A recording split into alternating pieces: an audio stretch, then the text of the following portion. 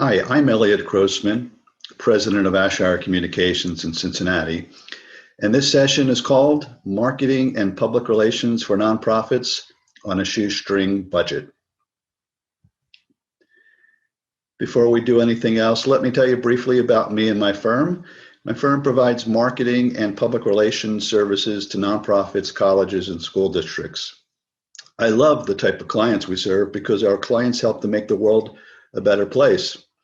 Before launching the firm a decade ago, I worked as a newspaper journalist for 25 years, including at the Cincinnati Enquirer. That's a photo of me and my daughter with the Penn State Nittany Lion. If you're an Ohio State or Michigan fan, you're welcome to keep watching my presentation, but I won't be offended if you don't want to listen to a Penn Stater. Ashire Communications has been an associate member of the Leadership Council for about 8 years. I'm excited to be a presenter this year because I want to share with you the lessons I've learned working with nonprofits. This session will not focus on where to find the cheapest firm to build your website or the cheapest printing company in Cincinnati. It will focus on making your marketing communication programs more effective and more efficient and how to stretch your resources. I know that many of you have small staffs devoted to marketing and public relations. In fact, many of you probably don't even have one full-time person devoted to marketing and public relations. So I'm a realist. I know you cannot create marketing departments and marketing plans comparable to the largest nonprofits. I know you must take shortcuts. I promise to offer tips you can use right away. Even one-person departments can be effective. Now, before we go any further, I want to have a little bit of a trivia quiz. Which of the following people was neither born nor raised in Cincinnati? And you can say this to yourself or take a note of it. Well, I have 4 questions, and we'll answer them at the end of the 4 questions. Name the city from which then Mayor Mark Mallory got the idea to paint murals on the walls of Cincinnati buildings. Portland, Sacramento, Miami, or Philadelphia. How many neighborhoods are there in Cincinnati? 37, 82, 52, or 67? Which was built first, the Brooklyn Bridge or the Roebling Bridge? Yes, folks, that was a drum roll. So here are the answers. Which of the following people was neither born nor raised in Cincinnati? Neil Armstrong. That may have surprised some of you. Neil Armstrong lived in Indian Hill for quite a while. He taught at the University of Cincinnati, but he was not born or raised in Cincinnati. He was born in Ohio, but not Cincinnati. Number 2, name the city from which then Mayor Mark Mallory got the idea to paint murals. The answer, Philadelphia. Yes, that's my hometown, my birthplace, Philadelphia. How many neighborhoods are there in Cincinnati? Many of you probably know there's 52. And which was built first? This might be an easy question. The Brooklyn Bridge or the Roebling Bridge? Well, it was the Roebling. Mr. Roebling used the Roebling Bridge kind of as a test or a model for the Brooklyn Bridge. Why did I do this quiz? I wanted to get your attention. I wanted to engage you, to get you involved, entertain you, and convey information. Normally, if this was an in-person session, we would have had people shout out from the room the correct answers. Maybe I would have thrown you a piece of chocolate or something like that. With communication, you need to be creative in getting people's attention, whether it's verbally or in writing or otherwise. People won't just read your newsletter just because you sent it to them. So we have a boy in a school cafeteria here eating lunch, right? So I'm going to tell you a bit of a story related to school cafeterias. About 8 years ago, new federal standards were imposed on school districts across the country, requiring them to improve nutrition for the meals they serve in school cafeterias. I was providing public relations and marketing services to the Lakota local school district at the time. The food service director, Chris Burkhardt, who was in charge of 22 school cafeterias, came to me and asked me to put together a communications campaign to help introduce the students to the new menus before the school year started. Chris knew that if the students weren't aware of the new food, they'd either not buy it or throw it in the trash. The new standards also require districts to communicate the changes, which is another reason why he came to me. So before I tell you what we did, I'd like you to think about some of the things you would do if you only, I'm only going to give you about 10 or 20 seconds to think about it, but I want you to at least have a little bit of a chance to think about it before I toss my ideas to you.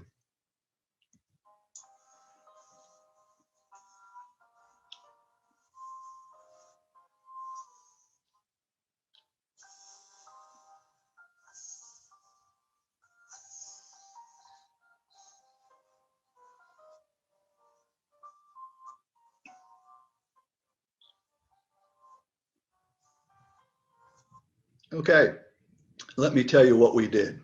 First, we put together a written plan.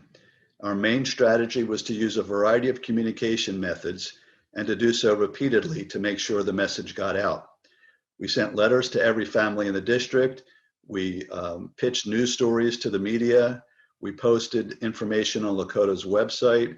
We put information in principals' e-newsletters, social media, presentations to parent-teacher organizations. We had school-wide announcements via public address systems, and we asked teachers to do announcements during advisory periods. What you're seeing on the screen here is another thing we did, and this was probably the most creative thing we did during the campaign.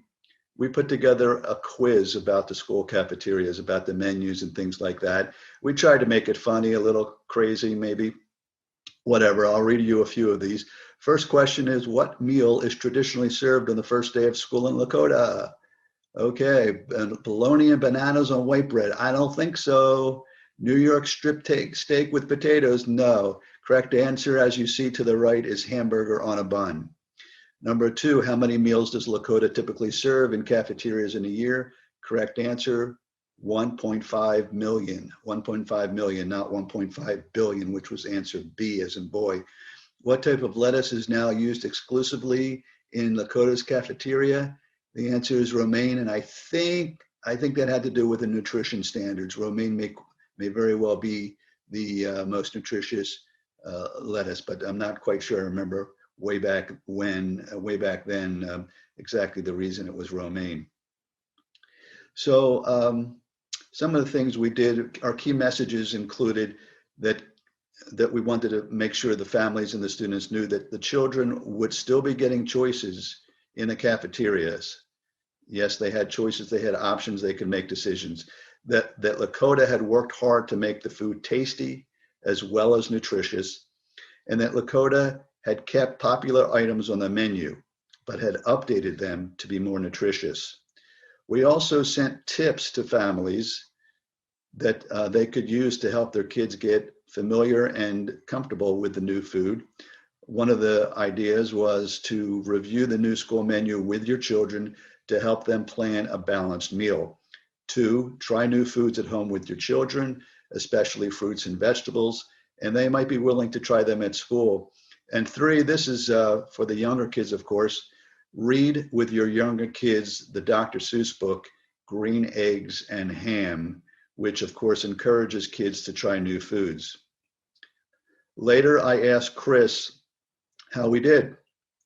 Well, the district student enrollment had dropped that fall. They had fewer students, but the number of meals served stayed the same. The number of meals served stayed the same. So our work was a success. This is an image of Chris on WLWT. He was on 2 or 3 TV stations in the Cincinnati area. And Chris told me that food service directors in other districts thanked him for doing their work. Of course, what he meant by that was that the TV stations broadcast across greater Cincinnati, and these stories help the kids in other districts become more comfortable with the food. The point of this story about the school cafeteria menus, developing a good plan with the right tactics and tools can make a difference. We could have spent a lot of money, but we didn't. We had some printing costs, some postage costs, some costs for my fees, But overall, considering it's a district with 22 school buildings, and I think it was 17,000 students at the time, we spent very little money on the campaign, and it worked. So the basic thing I'm going to do for the rest of the time is share 11 points that I've developed to guide Ashshire's work with nonprofits. Some of this might be obvious to many of you, but my hope is that everyone will learn something new, or that this presentation will serve to remind you, or at least reinforce in your mind, that what you're already doing makes sense, that what you're already doing is helping you. In fact, some of you might decide to keep these 11 principles near your desk. Reason number one, content is king. Bill Gates said that many years ago. It's quite ironic considering that Bill Gates is known for technology, but he wanted to point out that without strong content, the entire communication effort suffers. To me, I also like to call this the don't be boring rule. Don't be boring. This applies to your writing, to your photos, to your videos, and more. I'm going to repeat, don't be boring. People don't have to read your material. They don't have to look at your photos or your newsletter or your website. I put this rule first because I consider it the most important. And I think it's something that many nonprofits fail to emphasize enough. Lots of people, lots of public relations people focus on the newest tools, the newest digital tools. It seems like every day there's a new social media tool, but content needs to be strong too. Make sure you put a lot of emphasis on it. If you have a Facebook account, it's only as good as the photos, the video, the text you put on it. We're all busy people, consumers of information. We have other things to do rather than open an email that seems boring. People have no obligation to read your emails or your website. With communication, you need to be creative to get people engaged. A trivia quiz is one way that people might get interested, just as I did earlier in this presentation. People like to read lists. If you're a behavioral health nonprofit, maybe you'd create the top 5 ways to stay emotionally healthy during the pandemic. This is images of a ceremony we had a few years ago, a special event to announce the merger of 2 nonprofits that support the Mill Creek. And what you see at the top here is a photo of the leaders of the 2 nonprofits coming to the ceremony by canoe. The one on the left came from upstream. The one on the right came from downstream. They made their way to the shore, and there you see people waiting on the bottom right for the ceremony to begin. People were quite fascinated by how we started the ceremony. There's a huge focus on storytelling nowadays. That's the latest buzzword. But I am not saying that to demean storytelling. Storytelling is very, very important. Most stories can be told by focusing on people. Do you need more volunteers? Write about what current volunteers are doing. Write about people overcoming the odds against them. They can be your clients, they can be your employees, your volunteers, even your board members. Don't be afraid of writing about the challenges people face. It makes them human. If you make the people you're writing about sound perfect, it won't be believable, and it probably won't be interesting either. So many of you probably recognize the fellow to the left. That's John Banshee. He's the CEO of the Children's Home of Cincinnati. At the right is Joe Dominiak, who is the board chairman for the Children's Home. And every year that Ashshire did the annual report for the Children's Home, we wanted to have photos of the board chair and the CEO. Now, the first year we did this, John just wanted a photo of himself, a headshot in a suit and tie, and that would be it. And I coaxed John into doing something a little more interesting. I said, John, you're not a banker. You're working with kids every day, right? At least that's what your organization does. Maybe it should be a little bit of fun. So the first year we had him pose with some kids who were pretending to pour water over his head. The theme that year of the annual report was growth, and they were pretending to water him as if, he was a plant in a garden. This particular year, as you see, we have Mr. Dominiak and Mr. Banshee posing with kids with this tin can communication device. And this session took maybe a half an hour to shoot. And I think it turned out quite well. And I think John's been quite a sport these last few years in doing these creative things. Another way to be creative and to be compelling is to change your writing formats. You don't always have to write in the same way. You don't have to have full sentences necessarily. So a week ago, we helped CAST and the Meals on Wheels announce that they were merging. And one of the many things we did was have these numbers on their website. Those numbers are still there. And the numbers at a glance tell the story.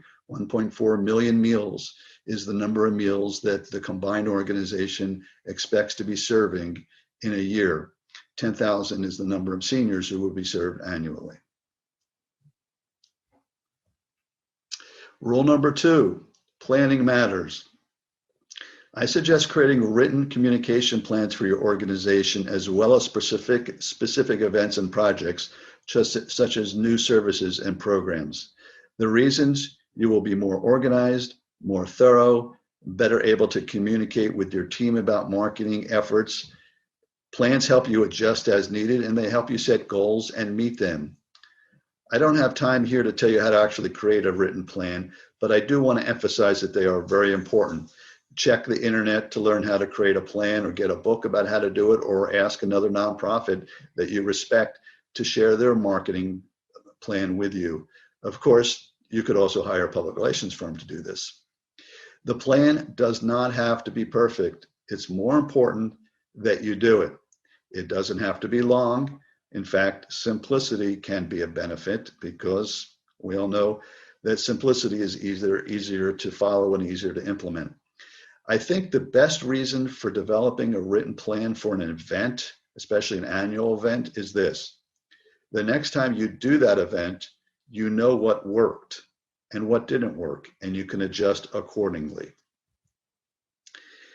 These are some of the elements of a good communications plan. There's probably a few more that you would use, but these are some of the basics.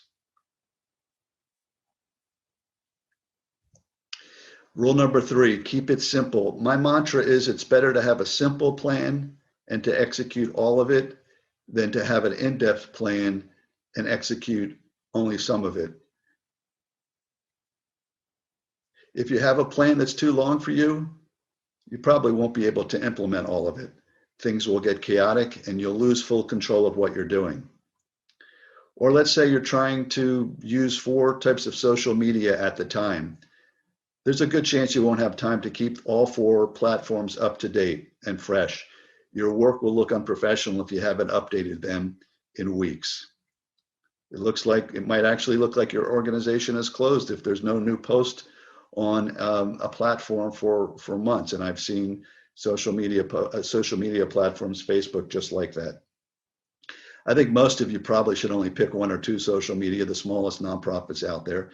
Pick the social media that your stakeholders use the most, not what you like the best, but what the stakeholders use.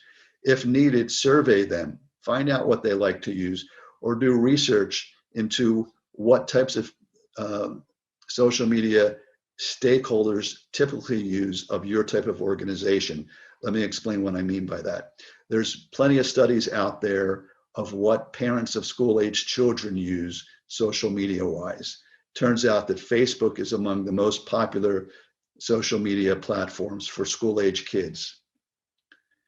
What about websites? Well, we've all seen websites that are not up to date, and one reason is because they're too large. There's too many pages, and with a small PR staff, it's just too difficult to keep it up to date. So either when you build the website, keep it small, manageable, or if you have a website that's uncontrollable, try to find a way to eliminate pages or eliminate content.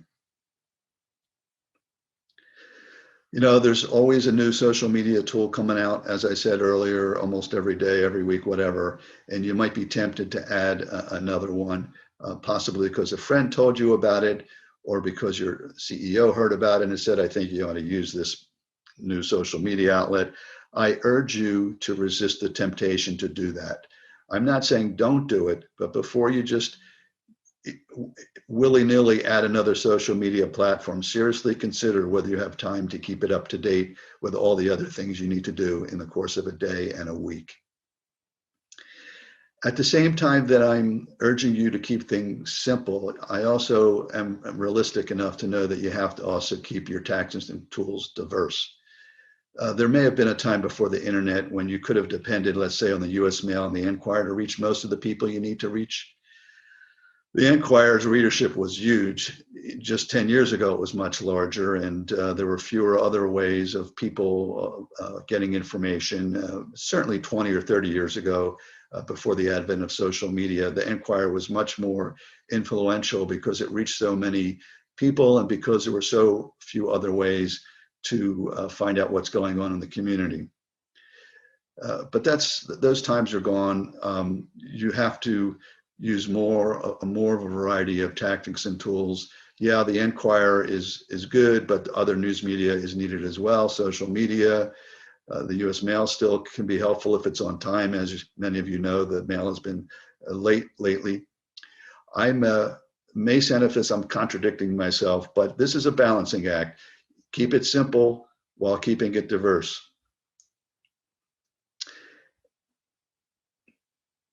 And the other problem, of course, the other reason why you want to keep it diverse is because even your email newsletters are not an easy way to reach people. If you check the open rates of your emails, you probably know that you're not getting anywhere near even half of the people opening them, more than likely, with most of your organizations. The average open rate for emails, let's say sent out through MailChimp or some of the other Constant Contact, for instance, it's only about 20%. So here's a very, very brief list of some tactics and tools you might consider. There are many, many, many more. I just want to focus on the news media for a moment as a tactic, as a tool for your communication efforts. Within the news media itself, there's many things you can do. Rather than just sending out a news release and hoping something happens with it, you could be a little more strategic. So Dr. Pepper Schwartz, she's a sociologist. She came to town to speak for the American Association of Retired Persons, better known nowadays, of course, as AARP. We were able to get her on the morning show on Fox 19, and here she is, of course, with Frank Marzullo, who's an anchor and a weather person. She talked about relationships between men and women, and of course helped to drive registration for the event, the AARP event. Guest columns can be very influential. Influential people in the community read guest columns. The opinion page is a very important page to them. And so this is Tracy Collins, who, when she was CEO of CAST just a few weeks ago, Cincinnati Area Senior Services, we arranged to get this guest column about her employees risking their lives to serve their clients. We arranged to get it in the Enquirer.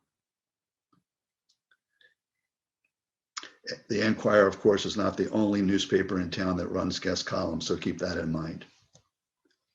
Alumni magazines. Alumni magazines can be a good source, an outlet for you. This happens to be Miami University's Alumni magazine. The readership, or at least the circulation, is more than 100,000. So that's a huge number of people that get the Alumni magazine. And Miami University's Alumni magazine published this story about a client of mine, a retirement community, because the retirement community was partnering with the researchers at Miami. And the last point I want to make, the last slide I want to show about the news media, there's some pretty good radio and TV interview shows in town. WVXU happens to have one of the more popular interview shows in town. It's called Cincinnati Edition, and they did a segment about elder abuse. I want to focus on the fundamentals for a moment. This is rule number 5. Some nonprofits need to stress fundamentals a little bit more, or a lot more. They use the latest online digital tools, but haven't focused enough on good writing, good photography, and subject lines, and I'll explain that in a moment, good headlines. If you'd go to a baseball game with me, you hear me muttering about how outfielders catch the ball with one hand. I think it's terrible for kids to see that. So what did I mean about MailChimp or Constant Contact? Well, first of all, subject lines are really important in order to get people to open your emails. A pet peeve of mine is receiving an email from an organization and the subject line is March 2021 newsletter. I've actually seen subject lines like that, and I'm sure many of you have as well. My point is that the chance that people will open a newsletter with a subject line like that decreases.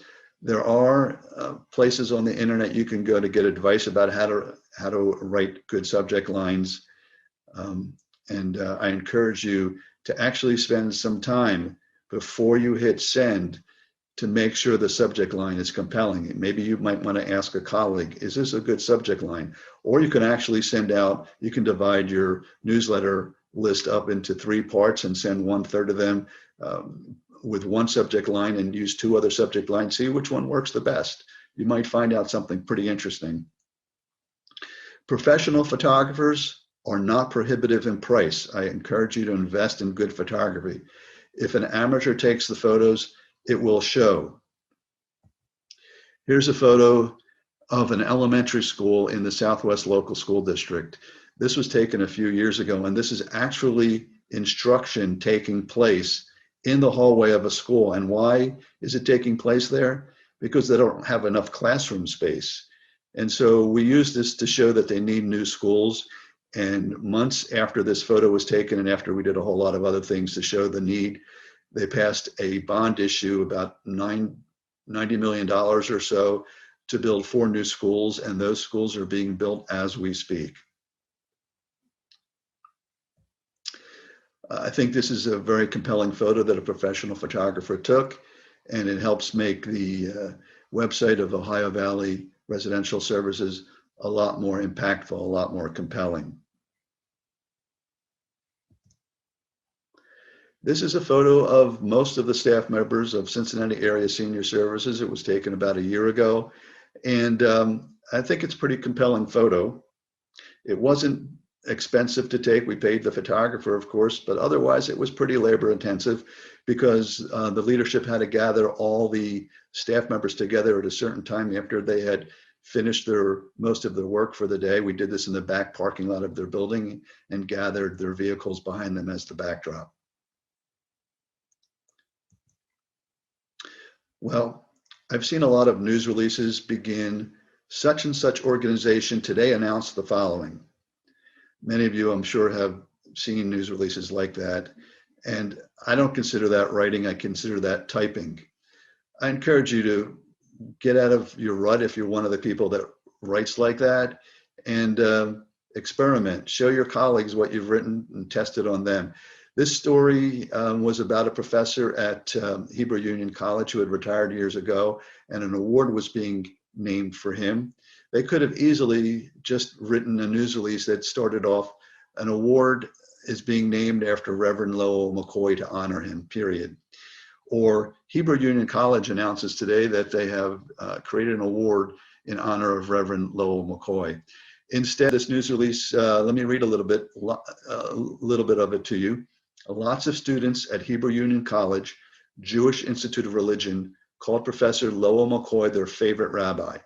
It was their ironic way of showing fondness for a beloved teacher. You see, McCoy is not a rabbi. He's not even Jewish. He's an ordained Methodist minister. Yet for half a century, he taught rabbinical students at HUC-JIR how to be great orators. In doing so, he helped to shape the way hundreds of Reform rabbis deliver sermons across North America and beyond. I think a lot of people that read those first few paragraphs would keep on reading. It was an interesting way to start a news release. Rule number 6, recycle and reuse. With recycling and reuse, my point here is that you can write something in one way and then adapt it for other purposes. I've already done that in 4 or 5 different formats where I've taken something like a news release or a longer letter and rewritten it and maybe condensed it for other purposes. It saves time, it saves money. Time is money, of course. This is an example that we did for the Children's Home of Cincinnati when Ellen Katz was still the CEO as president. They were announcing a new initiative. And these 5 pieces of writing are all very much related. You'd see a lot of the same verbiage and sentences in them. At bottom left is a letter from Ellen to the stakeholders of the Children's Home. The top right is the news release. There's a guest column right in the middle there. And the other 2 items are news stories that were published. This is something that was written for Superintendent Mantilla, who was the superintendent in the Lakota School District. The district was getting a lot of criticism for spending too much money, but we pointed out like 20 items here where the district was saving money and had it published in the weekly newspaper up in Butler County. What we did was we then took the column word for word and put it into a brochure and distributed the brochure to get even more readership for this column. And we intentionally did not make this brochure look slick. It's pretty simple brochure that was printed in-house. We didn't want to make people think we spent a lot of money on the brochure. This is a photo that was taken of the preschool at the Children's Home of Cincinnati. Now, my point with this is that this photo ended up on a billboard, or billboards, I should say, on the interstates in the area, and it didn't cost the Children's Home any more money to do that, except, of course, to rent the billboard. But the Children's Home paid us for the photographer's time, and that's it. They did not have to pay us any more for the photo to use it in other ways. It was their property. So, the photo didn't take more than a few hundred, the photo session didn't cost more than a few $100s. This is number 7, rule 7, repeat often. I call it the shampoo rule, lather, rinse, and repeat. If you're bald and no longer use shampoo, you can skip this rule, okay? I guess that's a dad joke, sorry. My point here with the repeat often is use the same message so that it sinks in.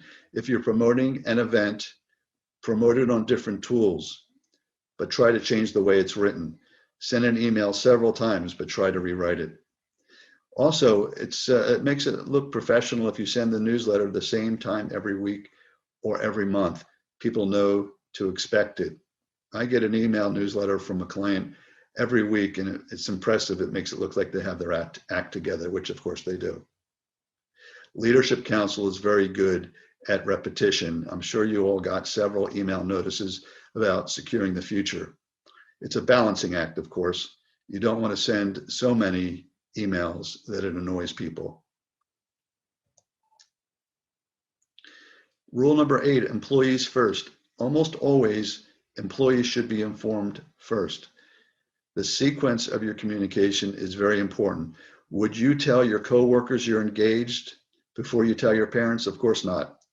Always tell the people closest to your organization first about major announcements.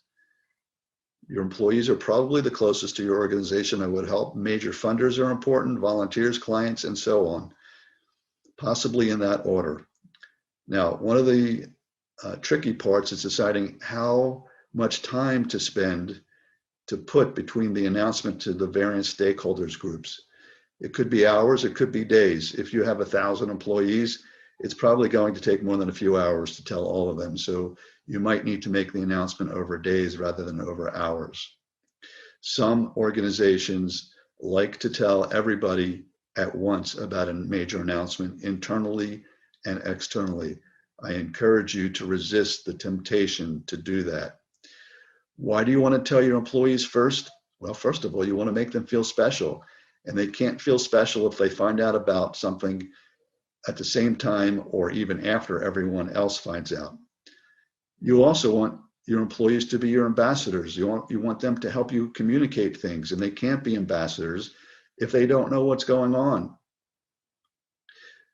We did focus groups for some school districts. We do focus groups for school districts, and it's part of our communication audits of those districts. School secretaries are among the most important communicators in any school district, of course. Yet in one district during these focus groups, Secretaries told us that they feel like they're kept in the dark. The secretaries are asked lots of questions every day, especially by parents. They often don't know the answer, they told us. One school secretary even said she didn't want to feel like a bumbling idiot, and yet when she's in the dark, that's exactly how she felt when parents and teachers and others were asking her questions. Rule number 9, be consistent. This sounds a lot like the repeat often rule, I know, but my point here is that when you do repeat things, use the same messages, the same color scheme, the same writing voice, and so on. Create key messages. Make sure your messages are written down and distribute them to your key communicators, to your chief communicators. This is another area where you probably could take shortcuts. There's some branding firms out there that are quite expensive, and if you have the money, by all means, hire them to help you with messaging and logos and colors and things like that. But if you're just developing key messages, you may be able to do that yourself. I've been able to listen to half a dozen leaders of an organization, ask them the right questions. What do they want to emphasize? What do they think is most important about their organization? And I hear common themes emerge about appropriate messages. That could work for you, especially if you have a little bit of objectivity. If you can hear what they're saying with objectivity rather than being too involved in your own mind in what they're saying. Rule number 10. This might be something that you're not doing as much as you should. Communication needs to be a two-way endeavor. And I'm talking about systematic listening here, organized listening. I realize you're all not public relations or marketing professionals for your nonprofits. We may have some executive directors listening, or CEOs or vice presidents, whatever. PR pros should be your nonprofit's chief listeners. It's their duty to collect information and tell the leadership what stakeholders are thinking. Why is listening important? Your organization needs input from stakeholders to make informed decisions. Listening engages stakeholders. You can help your organization avoid problems if you know what your stakeholders are thinking before you make the decision rather than afterward. And stakeholders need to feel the organization is listening to them. There's a lot of things you can do systematically to listen. I think many of you probably could create advisory councils with employees on them or clients and meet with them regularly and ask them questions. Find out what they're thinking. You could create an email address primarily for feedback. You could possibly call it feedback@leadershipcouncil.org or whatever the domain is for your organization. You can encourage people to submit feedback on the content page, the contact page, I should say, of your website. Focus groups are something you probably could do in-house if you're comfortable asking questions and gathering people together. Focus groups are best done, of course, by independent people who aren't afraid to speak their mind. You can interview stakeholders, interview a series of key stakeholders, and you can find out a lot in a half-an-hour session. Have lunch with 5 employees or 5 clients or 5 donors from time to time. Ask them what they're thinking about what you're doing, what your organization's doing. Now, social media, of course, we all know, I hope we all know that social media is more than just sending out information, posting on a Facebook or LinkedIn or whatever. It's also about encouraging people to comment on your posts. So social media is also a good way to listen. Principle number 11 of rule number 11, collect data. Use multiple ways to determine the effectiveness of your communication efforts. This was one of the hardest things for me to grasp when I first started in marketing public relations. I figured that most of it was too expensive and beyond the affordability of my clients. I figured it would always take a professional marketing researcher to do research like this, but I was wrong. I know that polls by professional pollsters are expensive, but you don't have to do polls. You can do online surveys with MailChimp or Constant Contact. I'm listing collect data separately from listening because here I'm referring to collecting data to know what's working with your communications programs and only your communication programs. You want to know which tools and tactics are working the best for you. Which ones are your stakeholders using? If your open rate for MailChimp or Constant Contact is 1%, either you're not using the MailChimp or Constant Contact right, or for some reason your stakeholders don't like opening emails. That's the time to make sure you're using tools and tactics that they actually like to use. I heard the following expression, I'm not sure who said it, but I think it's key. The grass is greener where you water it. This can apply to marketing and PR. Use data to measure how things are working. If one tactic is working better than another, use that tactic more and the others less. Again, it's the grass is greener where you water it. The digital world, of course, helps us measure the effectiveness of our communication tools. Websites, social media, e-newsletters all have great metrics. Metrics tell you whether your communications plan is effective, and again, how you can adjust your plan. I'm going to tell you a little bit about the Xavier Launch a Business competition, also known as XLab, which was held for a couple of years, about 10 years ago.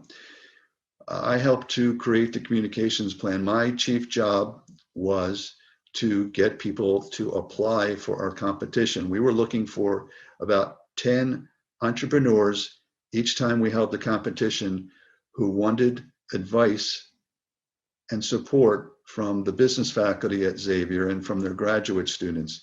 We only needed about 10, and what we were going to do if we got more than 10 was to pick the best ones. We did have a competition to determine who was the most dedicated entrepreneurs with the best ideas. So what we did was we asked people to register online. We set up a form to register online. And one of the questions we had on that form was, how did you find out about the competition? I credit Professor Joseph Carter, who was the executive director of XLab, with suggesting that we do that. And it was very valuable.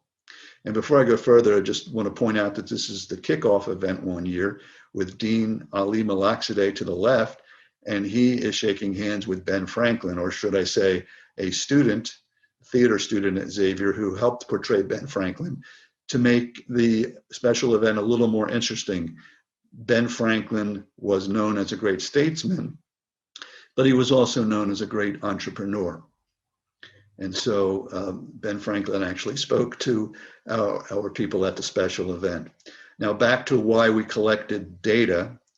What we found out when we asked people how they found out about the contest, we found out some surprises. We knew that the Enquirer would generate a lot of interest. At the time, it was the gorilla in town, the big gorilla, and it's still to a large degree the gorilla, but it's not as effective as it used to be.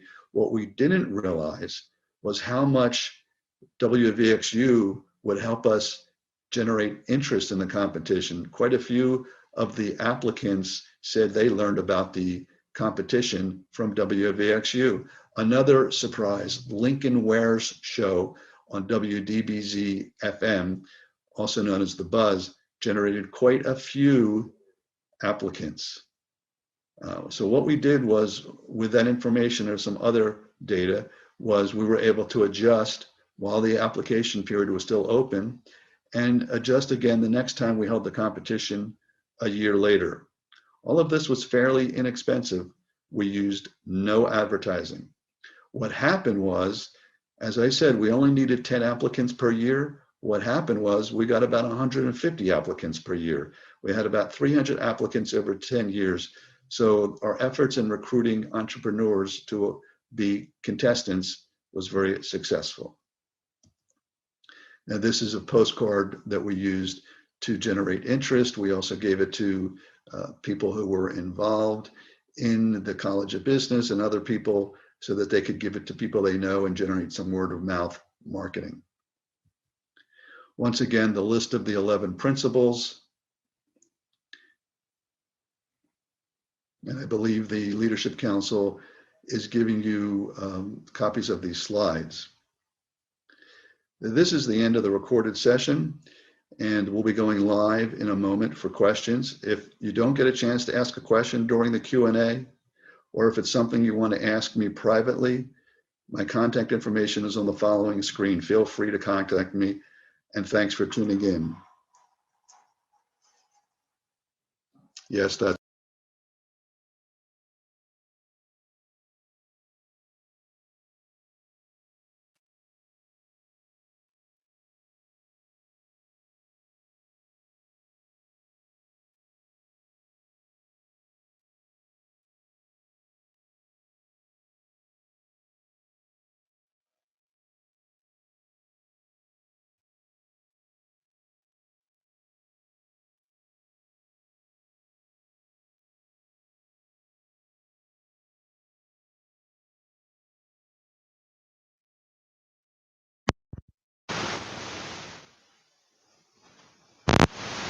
to hear me now, I assume. Sorry about that. What I was saying was we have a few minutes for questions.